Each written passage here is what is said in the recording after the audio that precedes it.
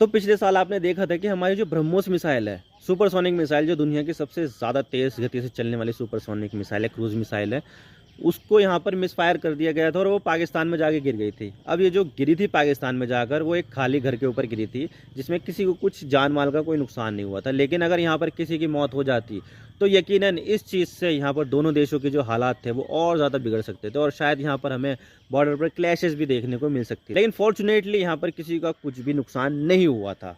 और भारत सरकार ने यहाँ पर एयरफोर्स के कुछ ऑफिशियल्स थे, उनको यहाँ पर सस्पेंड कर दिया था। और इसी के साथ यहाँ पर सरकार ने ये बताया है कि इस पूरे के पूरे मिस फायर में सरकार को 24 करोड़ रुपए का नुकसान हुआ है। चलो 24 करोड़ तो ठीक है, लेकिन अगर इससे कुछ किसी की मौत हो जाती ना तो नुकसान इससे ज़्यादा ही हो सकता था। मैं तो बस इतना ही कहना चाहता हूँ। वीडियो को लाइक करो, डिसलाइक करो, लेकिन चैनल को सब्सक्राइब जरूर कर देना।